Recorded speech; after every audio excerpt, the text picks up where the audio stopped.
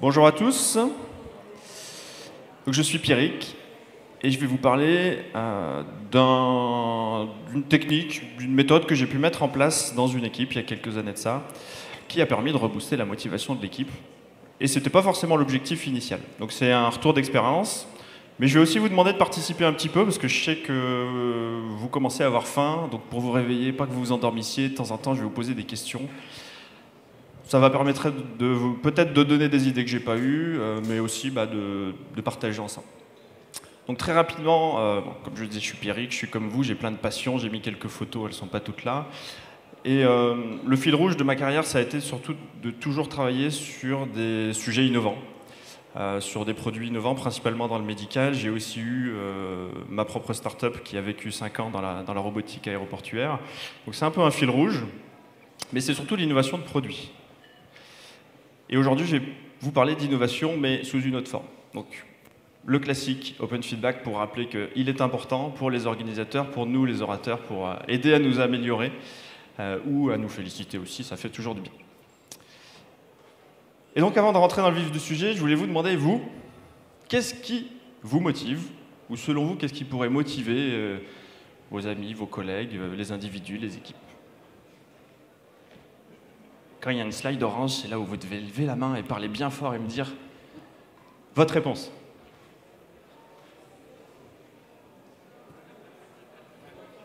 La confiance.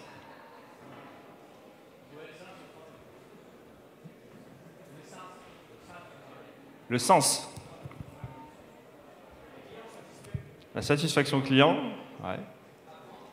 Apprendre. OK. Bah, c'est très bien.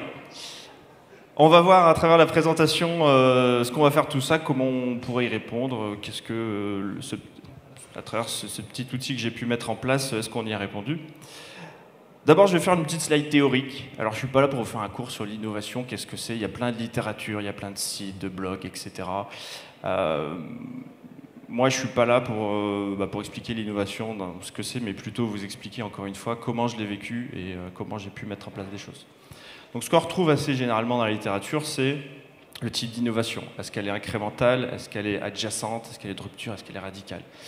Alors, incrémentale, c'est assez facile de deviner ce que c'est que on améliore petit à petit un produit, un service, etc. Adjacente, c'est qu'on va faire un pas de côté, se dire le marché existe déjà, mais moi je vais essayer de segmenter différemment en apportant un nouveau produit. Exemple Uber, le marché du transport, le taxi, ça existe déjà, mais comment je fais en faisant un peu différemment, le segmenter?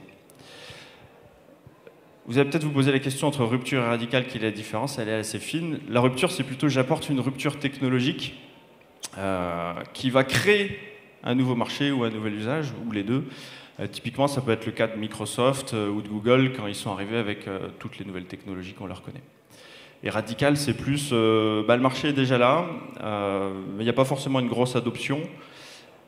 Et comment je fais pour développer mon innovation? Ça peut être à travers une baisse de coût radicale, typiquement. Je prends l'exemple des smartphones. Quand ils sont sortis, ils coûtaient très très cher, ils étaient peu accessibles, et puis donc ça a existé peut-être 2, 3, 4 ans avant que ça se démocratise vraiment. Et puis un jour, il y a eu les conditions réunies qui ont fait que tout le monde est passé au smartphone. Ensuite, il y a la caractéristique qui permet de dire que c'est une innovation et qu'elle va marcher. Effectivement, la nouveauté, le fait de créer de la valeur et l'appropriation, sans quoi l'innovation va tomber à l'eau et puis on ne va pas en entendre parler très longtemps. Et enfin, la forme. Encore une fois, j'invente rien. Le fait de fabriquer un nouveau produit, un nouveau bien, un nouveau service, un nouveau procédé, de créer un nouveau marché et aussi l'organisation de travail. Et du coup, dans la suite du retour d'expérience que je vais faire, justement, moi je vais être plutôt axé sur ce que j'ai pu mettre en place en termes d'organisation de travail. C'était dans un but d'apporter des nouvelles fonctionnalités dans nos produits, mais principalement, ce qu'on va en retenir, c'est la partie organisation de travail, et donc on va voir aussi comment ça a pu répondre au caractère nouveau, au caractère de création de valeur, et comment on a pu se l'approprier ou pas. Et pour moi, l'innovation, si on devait la résumer en une phrase ou en un mot, ça serait justement de dire challenger le statu quo et pas se satisfaire de ce qu'on a et de ce qui existe, sinon on ne progresserait jamais. Question pour vous. Selon vous, qui devrait introduire une innovation?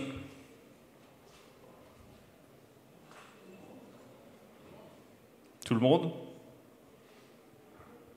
Tout le monde est d'accord avec tout le monde? Ok. Je n'ai pas forcément la réponse, hein, je vous laisse commenter. Petit disclaimer avant de rentrer dans le vif du sujet.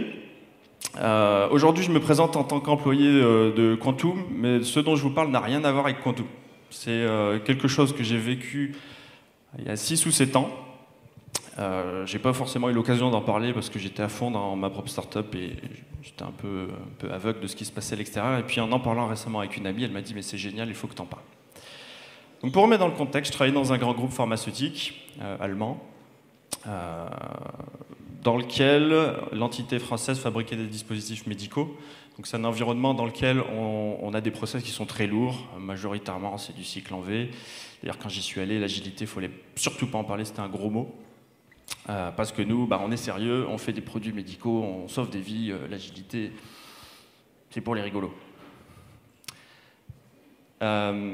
Donc dans cette entité-là, on avait une R&D de à peu près 200 personnes, et dans cette R&D, on avait une équipe de développement logiciel sur les produits non embarqués, puisque le business principal, c'était le soft embarqué, mais on avait des petits produits à côté, justement pour aller gérer les appareils, les dispositifs médicaux, faire de la maintenance à distance, faire un peu de middleware, etc.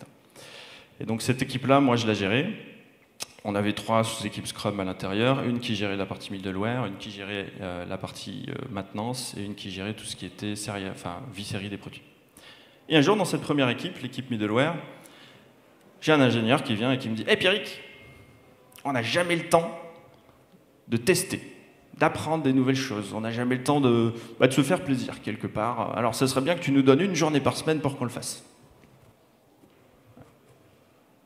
À votre avis, déjà, c'est quoi ma réaction? Moi, chef de projet, j'ai besoin que les projets ils soient livrés à l'heure. Hein. On me dit donne-moi une journée. Et puis surtout, à votre avis, pourquoi cette personne, elle se sent légitime pour poser cette question?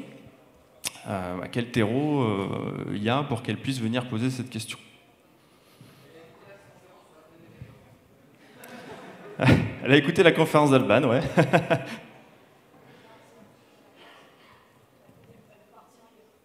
Elle pense qu'elle peut partir ailleurs, ok. Elle veut progresser dans son rôle.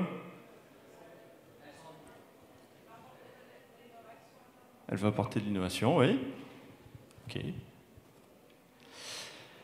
Déjà, le terreau, pour moi, qu'est-ce qui fait qu'il peut se permettre cette question? C'est qu'il se sent en confiance, il se sent écouté, il a aussi un sentiment de sécurité où on ne va pas lui en vouloir, même s'il fait des demandes qui peuvent paraître un petit peu farfelues. Alors oui, peut-être qu'au fond de lui, il se dit, au pire, s'il me dit non, je m'en irai.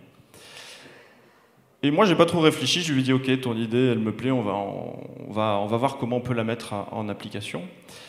Le problème, c'est que je sais que la direction, le management qui est autour, ça sera niette. Donc je lui dis, laisse-moi un peu de temps pour qu'on trouve un moyen de le faire. Et la solution, ça a été de le faire, entre guillemets, en mode caché. Donc on n'a pas pu mettre en place la semaine de 4 jours, parce que vis-à-vis de la direction, ça aurait été compliqué à vendre. Mais on a trouvé un moyen de répondre plus ou moins à cette demande, et en tout cas de tester quelque chose. Donc ce qu'on a mis en place, c'est ce qu'on a appelé les Innovation Day, où une journée par sprint, sachant que c'était des sprints de 2 semaines, l'équipe faisait ce qu'elle voulait. Mais vraiment ce qu'elle voulait, elle décidait. Il y en a qui venaient, qui organisaient leur mariage, il y en a qui venaient se promener dans les couloirs, ils lisaient leurs bouquins. Et il y en a d'autres, ils avaient envie de découvrir des nouvelles choses, donc ils faisaient de la veille technologique, ils essayaient des nouvelles fonctionnalités. Voilà. Et on a quand même mis un petit cadre où en début de chaque journée, on faisait un petit mur de post-it, chacun venait poser ses idées. Moi j'ai envie de creuser ça, j'ai envie de creuser ça, j'ai envie de faire ça. Moi j'ai envie de rien faire. Et après, ça brainstormait un peu. Parfois, il y en a un qui avait posé une idée, mais qui se dit tiens, je préfère aller bosser sur l'idée de l'autre. Donc ça a créé des petits groupes. Donc, dans cette équipe-là, à ce moment-là, ils sont 7 à faire ça. On l'a vraiment expérimenté juste sur une des 3 équipes. Et on se lance. Et donc la seule contrainte que je leur ai donnée, c'est être sur place. Parce que moi, je ne peux pas me permettre de leur dire vous restez à la maison avec tout cas la légitimité que j'ai dans l'entreprise à ce moment-là. On se lance, ça marche bien, tout le monde a l'air content. Puis un jour, ce même mec, il me dit « Pierrick, ça fait 2 mois qu'on fait ça, mais en vrai, on ne sait pas à quoi ça nous sert. » Mais il n'a pas tort, et moi, je ne m'en suis pas occupé, je leur ai laissé faire le truc, j'étais dans concentré sur d'autres sujets, sur les projets, sur la politique de l'entreprise, etc. Donc je dis ok, on va organiser une petite rétrospective, on va faire le point, et puis on va voir comment on peut adapter ça ou arrêter si on considère que ça nous apporte rien. Alors selon vous, sur la base de cette première itération, ce premier cadre, qu'est-ce qu'on aurait pu apprendre et quelles conclusions on aurait pu en tirer?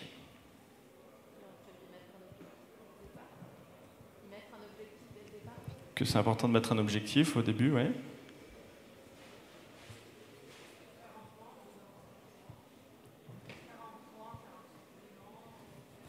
Ouais, faire un bilan pour savoir où on en est. Team building. Mais du coup, si je raisonne plus justement, on organise ce point, on organise ce bilan.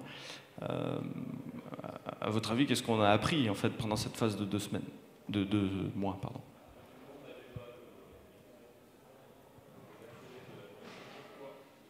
Ouais, tout le monde partageait pas le pourquoi, de pourquoi on faisait ça, ok.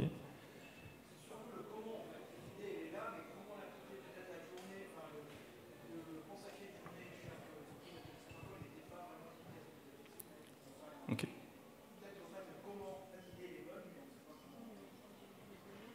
Ok, se poser la question de est-ce que c'est bien mis en application finalement, est-ce que c'est efficace, c'est ça?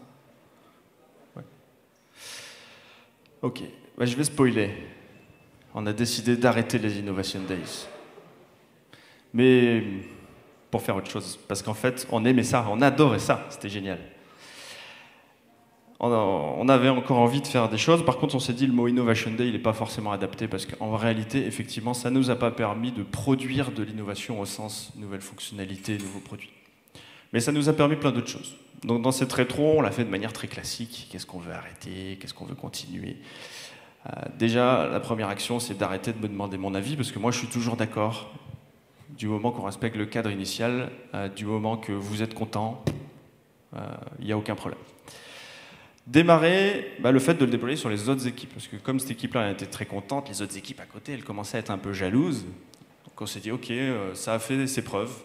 Pourquoi on ne le déploierait pas plus largement? Donc c'est ce qu'on a fait. En tout cas sur les 3 équipes qui étaient dans mon département.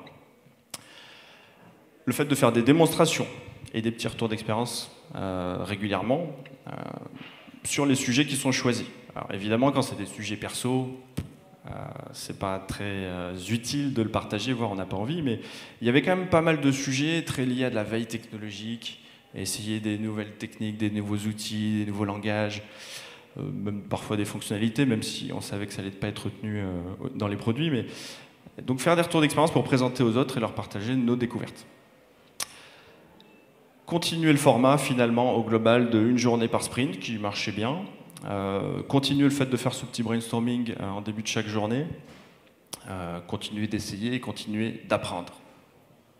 Parce que finalement, apprendre, c'est la principale des conclusions de cette première phase, c'est ce que ça nous a permis le plus de faire, c'est d'apprendre des nouvelles choses. Et donc on a appelé ça les Learning Days, au lieu de l'Innovation Days.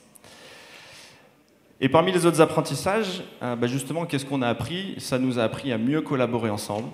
Parce qu'il y a des petits groupes qui se sont formés de gens qui n'avaient pas l'habitude de travailler ensemble, ou le fait de travailler dans un contexte où il n'y a pas la pression d'avoir à livrer à la fin de la journée, il n'y avait pas la pression de se dire tiens, si je mets ça à la poubelle demain, de toute façon, c'est pas grave. Et donc les gens ont travaillé de manière plus sereine et plus détendue, et ça a parfois aussi permis à des gens qui n'avaient pas forcément envie de travailler ensemble, ça leur a donné envie. La créativité, ça a fait beaucoup marcher leur créativité, leur ébullition, etc. Et j'en ai parlé, la formation, puisqu'ils ont appris plein de choses comme ça. Et tout ça, ça a permis d'augmenter leur motivation. Et moi, à mon niveau, vous allez me dire, mais comment je peux le vendre au reste de l'entreprise? Ce qu'on a constaté, c'est que ça a aussi augmenté la productivité. C'est-à-dire que finalement, en passant à 90% de temps productible, on a produit plus sur les projets. Et donc vis-à-vis de l'extérieur, ils se sont dit « Waouh, cette équipe, elle est vraiment efficace ». Mais ils ne savaient pas qu'on travaillait moins. Donc ça fait un petit peu écho à la semaine de 4 jours, évidemment. Bon, là, c'était pas une vraie semaine de 4 jours, mais c'était quand même un temps, une petite bulle dans laquelle ils prenaient le temps de faire ce qu'ils voulaient. Donc déjà, si je récapitule un petit peu les étapes clés de tout ça, ça a été, et qu'on peut extrapoler à une innovation dans un produit d'ailleurs, c'est d'abord j'ai une idée.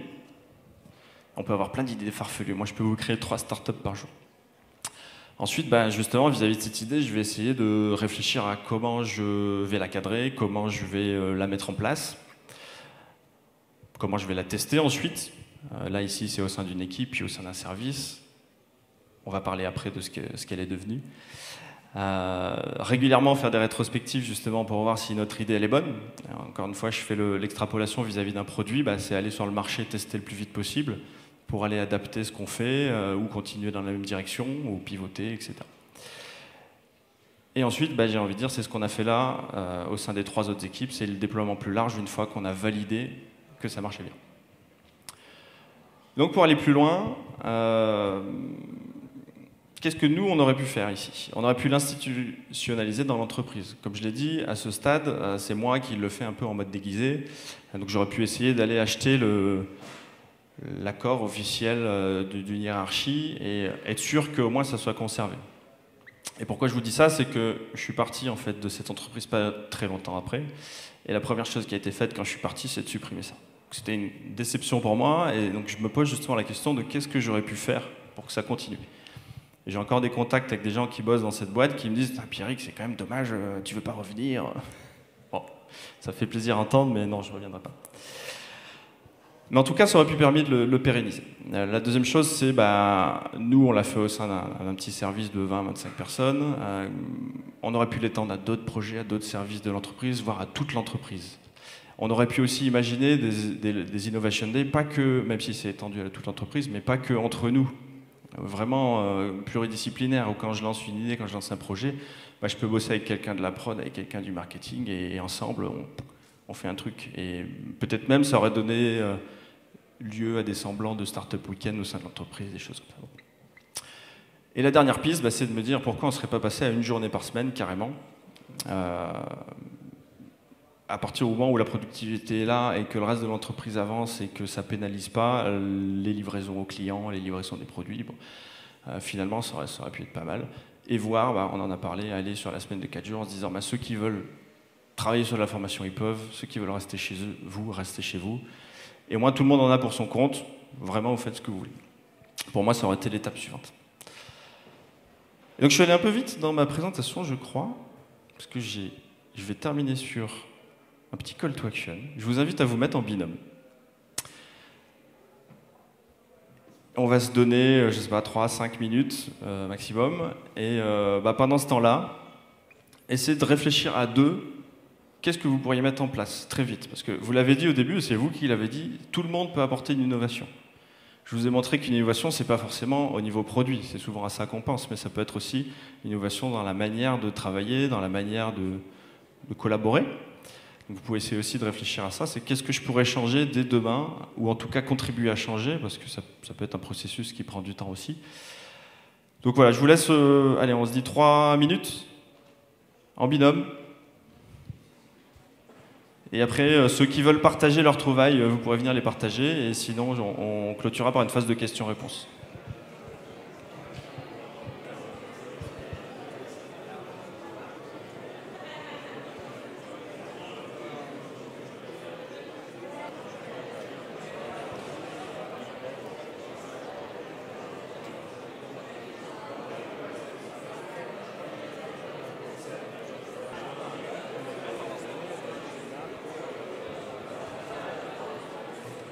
J'ai l'impression que tout le monde s'est bien prêté au jeu. Donc j'espère que vous avez des superbes idées pour aller mettre ça en place dès demain. À la limite, si vous voulez continuer la discussion entre binômes, vous pouvez le faire après. Hein. Si en 2-3 minutes, ça peut être un petit peu frustrant, on ne peut pas aller au bout d'une idée. Donc n'hésitez pas à continuer. Il reste du temps aussi si vous voulez échanger avec moi. Donc si vous avez des questions, c'est le moment, on va faire passer le micro. Et avant de terminer pour de bon, je me répète, mais le feedback est important. Et je vais vous en donner un. Je vous remercie pour votre participation parce que vous avez été actifs, vous avez participé. Et encore une fois, là, je vois que vous êtes tous bien prêtés au jeu, donc je trouve ça plutôt cool. Donc, est-ce qu'il y a des questions? Est-ce qu'il y a dans cette entreprise où tu travailles maintenant, est-ce qu'il y a des innovation/learning days? Pas encore. Pourquoi? Parce que je travaille dans cette entreprise depuis pas très longtemps. Mais c'est une idée qui commence à germer, donc j'aimerais bien pousser. Et ça a l'air d'être plus ouvert que l'entreprise précédente dans laquelle j'étais. J'ai mis ça en place. Donc peut-être que je reviendrai l'année prochaine et que je vous en parlerai pour dire si on l'a fait, comment on l'a fait. Et si je viens pas vous en parler, c'est que je l'aurais pas fait. Voilà.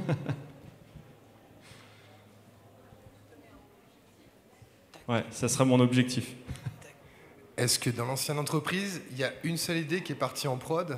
Et sinon, est-ce que c'est pas ça qui a tué le projet pour qu'il se soit institutionnalisé? Sur des patterns, vraiment au niveau technique, oui, il y a des choses qu'ils ont réutilisées derrière, dans leur manière de travailler.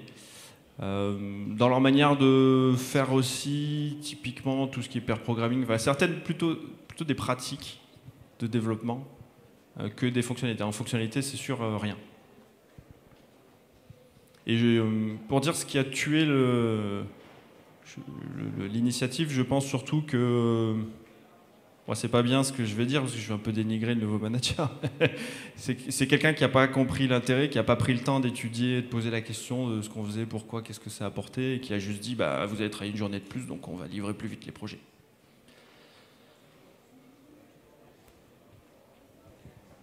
Bonjour, moi c'est quelque chose que j'essaye de mettre en place dans mon équipe. On est parti sur une demi-journée par sprint, donc de 2 semaines.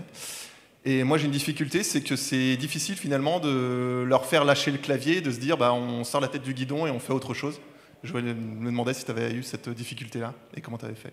Alors ça dépendait des équipes. Typiquement la première équipe, qui quelque part c'est cette équipe-là qui a eu l'idée, qui est venue me chercher. Eux non, vraiment tout de suite il n'y a pas eu de problème. Et effectivement, dans les autres équipes, ils ne comprenaient pas trop au début, mais c'est aussi pour ça qu'on leur a laissé le temps d'observer, de leur faire des retours. Et finalement, c'est venu avec le temps. Mine de rien, il y a eu deux personnes qui ont été un petit peu réticentes, même avec le temps, même en ayant tout le monde autour d'eux qui était à fond dedans. Et finalement, on a juste accepté.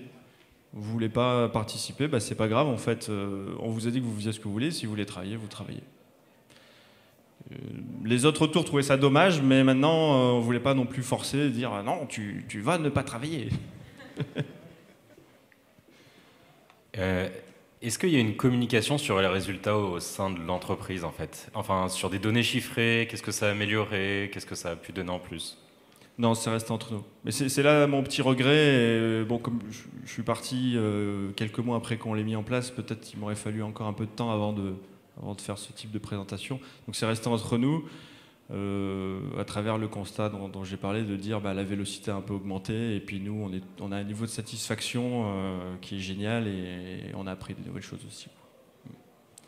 Mais je pense qu'effectivement, ça aurait été top de poursuivre et d'aller vers ce type de présentation. Merci. Est-ce que vous mettiez cette journée au début du sprint? Parce que j'ai peur que ça devienne un tampon comme ça à la fin du sprint qui saute dès qu'on est en retard. Oui. Il a fallu que je réfléchisse parce que ça date. Mais oui, c'était un lundi. Du coup, on faisait les sprints rétro, démo, etc. le vendredi, et on reprenait avec notre sprint planning et le lancement de sprint le mardi. Et aussi parce que le vendredi, on s'est dit, c'est un jour où souvent les gens qui partent en week-end ou qui sont en 4-5e, qu'il y a moins souvent de gens, qu'on voulait laisser les gens la possibilité de le faire, quitte à ce qu'ils aient moins la possibilité de travailler pour de vrai. La question est un peu plus opérationnelle, mais du coup, quand on est sur une équipe qui a besoin de travailler en run régulièrement et qui a des impératifs de production, comment on met en place l'innovation si on se dit qu'on met une journée par sprint et que je sais déjà que j'ai la moitié de la squad qui va travailler sur du run et que je ne peux pas les détacher, comment je fais? Je split la squad en deux, je fais tourner des astreintes, comment on fonctionne en opérationnel? Du coup, ça ne s'est pas présenté dans notre cas, mais j'imagine qu'on pourrait effectivement couper en deux les gens qui le font pas, pour avoir toujours des personnes capables de répondre aux problématiques de mise en production, ou de répondre à des tickets, d'incidents, etc. Je pense qu'effectivement, quelque part, c'est comme quand on parle de la semaine de 4 jours, quand on a ce type de problématique, en général, ce qu'on fait, c'est que tout le monde n'est pas absent le même jour. Et on lisse sur la semaine qui va être là, pas là, pour assurer l'effort continu qu'on doit fournir pour répondre à nos impératifs.